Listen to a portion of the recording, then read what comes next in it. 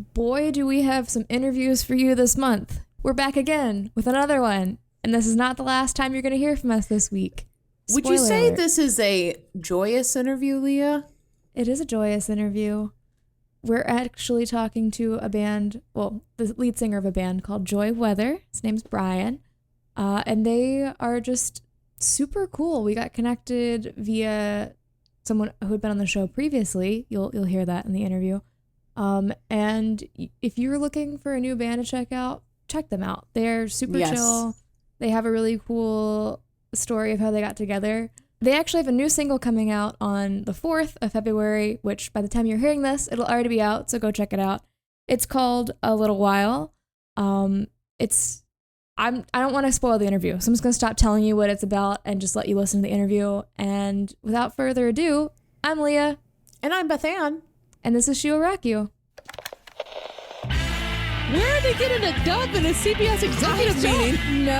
Bitch, don't touch my thermostat. The ghost be like, hold up, before I haunt you, let me turn down the thermostat. Who is this band? We're on page 1, guys. This is She Will Rock You. Okay, tonight we are joined by Brian Ishiba of Joy Weather, who I'm super excited to talk to. We got linked up through a alumni of our show, Maggie. If you guys remember our Glimmers episode, so friends of friends. We're all friends here. So to get started, tell us a little bit about yourself and about Joy Weather. Name's Brian. I don't know, Japanese American, born and raised here. Didn't start playing guitar until 18. Wrote a lot of solo songs for a very long time until I was lucky enough to find my band, who eventually became Joy Weather.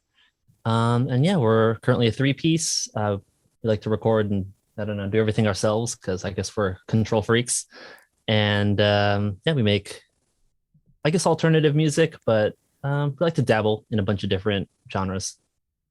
How did you all meet? Craigslist.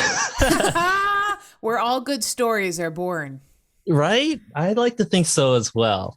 Was looking for a drummer, and so we posted up a Craigslist ad, and that's how we got linked up with Joey, who was still living in Boston at the time, but his girlfriend at the time was living here, so he was going to move here, looking for a band, and we got together. And then my guitar player at the time found his bass player on Craigslist, who I sort of poached, and now he is part of Joy Weather.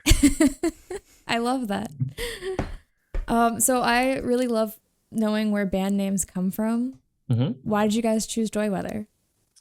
Oh, so this is a very unromantic reason, but our first band was called Royce, which was the worst for search engine optimization or like anyone trying to find your band. They're like, Royce, okay, and then you're never gonna find it. So when we became this band, the first thing was like have something that's searchable. And I'm really into like the rhythms and the cadences of words and like, I don't know, like where the emphasis lies and things like that. And so I knew that I wanted a 3-syllable name that had like a bum, bum, bum, but I didn't know what it was. And so I would just kind of throw together different nouns and adjectives that I thought worked, and kind of maybe like a word association for like the sort of mood of music that I tend to like.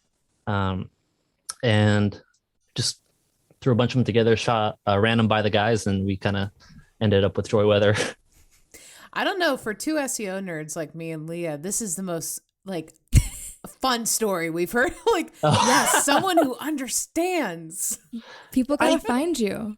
You know, I hate it when someone's like, oh, our band's called Banana or something. You're like, okay, I guess I'll try and find it. My band's called Microsoft, but not spelled like Microsoft. It's like, great. I really do like that. Like, it's something that more bands probably should consider when they're naming their band. I think so. And, you know, they're already, I don't know. I've heard the argument that there are no more good band names or things like that. But I feel like, if anything, that makes it even better because, I don't know. I like to think that limitation breeds creativity. And, yeah, why not have fun with it? Totally. Yeah, it does force you to get creative. So when you guys are writing songs, where do you get your inspiration and what does your process look like?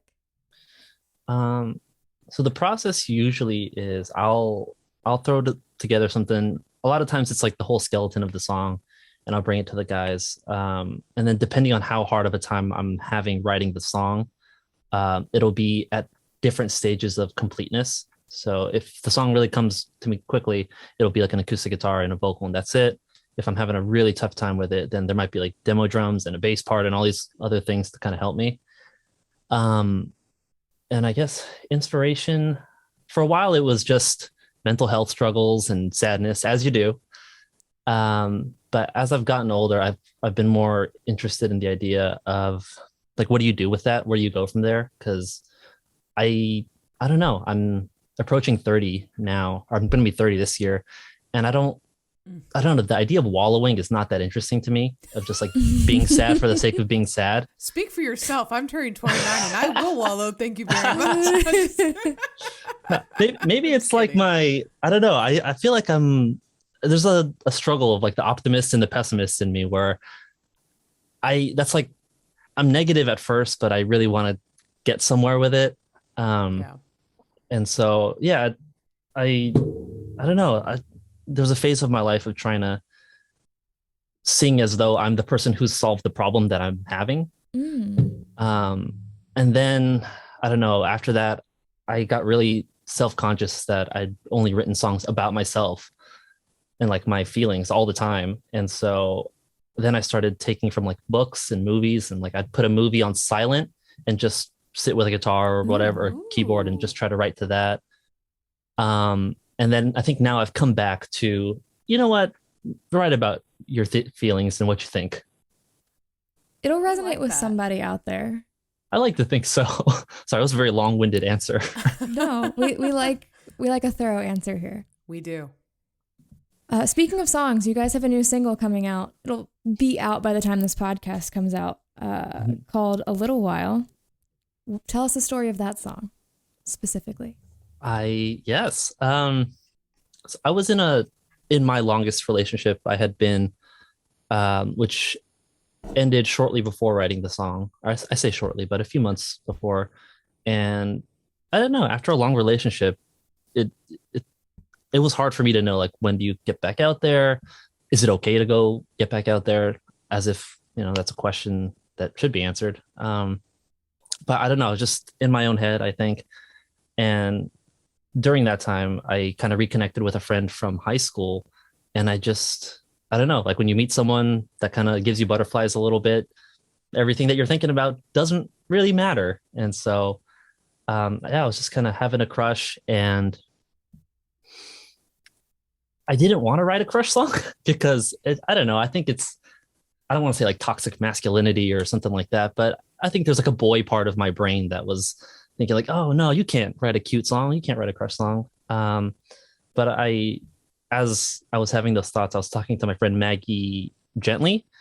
And she was just like, you know what? I love crush songs. You should totally write one. And I don't know, just her small words of encouragement kind of helped me get over myself and write about, like having a crush and being okay with just having a crush. Like maybe I'm not ready to jump into something, but I don't know, it's fun. And maybe kind of just wanting to preserve that sort of innocent school-like crush feeling for a little while. Oh, no pun intended. Oh gosh. The song is super cute and super mellow. It's like the perfect chill song. You just want something to relax to. We'll link it in the show notes. So if you're listening to this in the future, go check it out. Backtracking a little bit to late last year, you had a completely different sounding song for the weekend, a little bit more upbeat. Yes. Tell us about that one. That one was written in the peak of or what I like to think of like the first peak of pandemic, like around Tiger King and sourdough bread. I remember those eras well. Right? And yes. I think while everybody, had either maybe been laid off or it was working from home, or, work situations was different, mine sort of ramped up, and I was just ultra busy all the time. And I was taking care of my girlfriend at the time who was really ill. And I don't know, I was just so like not overwhelmed, but I just felt so full. But at the same time, I was very into Bruce Springsteen, and I just like, all right, I'm gonna do a working human song, the millennial working class song. Yes. And yeah, but I didn't want it to get too, I don't know, dark or serious, and so I think there was a part of me that wanted it to be fun. So yeah, I ended up kind of writing that on my commutes back and forth.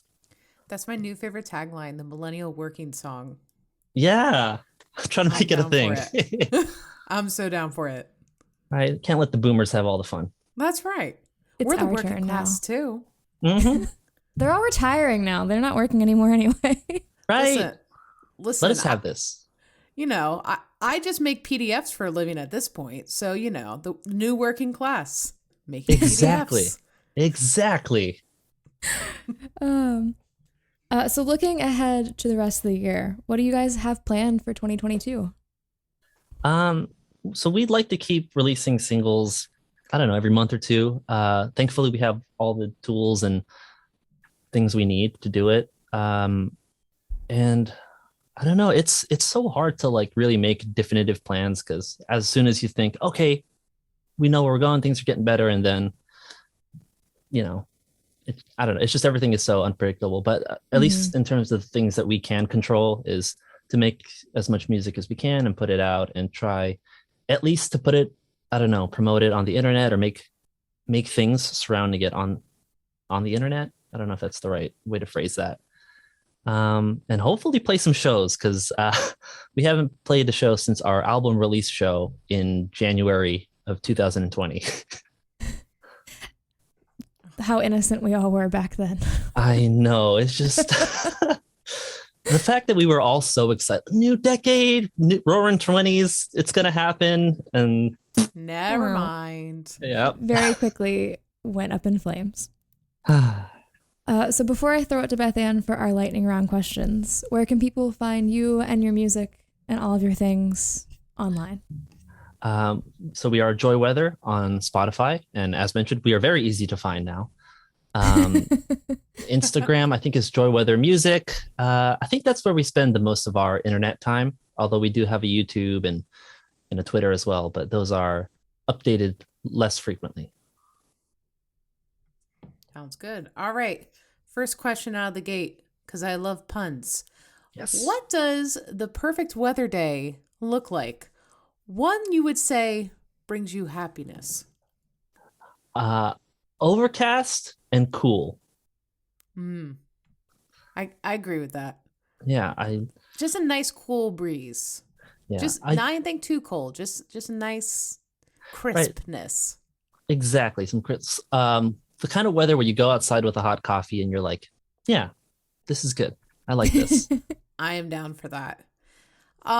Which plant describes you as a person? Veggies and fruits do count. Oh, which plant? I feel like I'm a succulent, fairly low maintenance, but then maybe paying too much attention and it will die or wither. You just need some water thrown your way every couple months. Yeah, and like a good amount of sun. I do have a tendency to get depressed when the days are short and things like that. So just give me a lot of sun and a little attention, just as little as possible. Perfect. Okay, which old arcade game was your jam back in the day? Oh, it was the Simpsons arcade game, the 4-player one. Which one was it? Was it one of those like the what is it? I can't think of it. There's like another game that does that same style. But yeah, there's in my head. Yeah, I don't even know how to describe them. It's just right. You just run around beating people up in 2D, and yeah, they just have them at like bowling alleys and Chuck E. Cheese. Beat 'em ups. You need a good beat 'em ups once in a while. Like I said, I really got to get up that like pent up frustration as Homer Simpson, just beating up these whatever they were. Get a Duff beer after it. Oh yeah, absolutely. And then our signature question: if you were a cereal, which would you be and why? Gosh.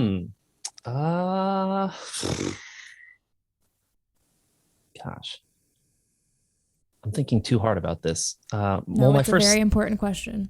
it's telltale. Man, I think. Oh Jesus! Cinnamon Toast Crunch, because I'm a square. I don't know. That's not the right answer. But you're cinnamony, so you got some spice to you. You're a spicy square. Yeah, I'm okay. Yeah, and it's sugary and sweet, but also still a square, but a little spicy. But of the square cereals, it's probably the most exciting square cereal. I agree. I like to think so. I like to think so as Like well. Chex are they're only good for Chex Mix. Oh, Mm-hmm. yeah. Thank you so much for joining us tonight. Everyone go listen to the new single. It'll be linked in the show notes. And have a good night.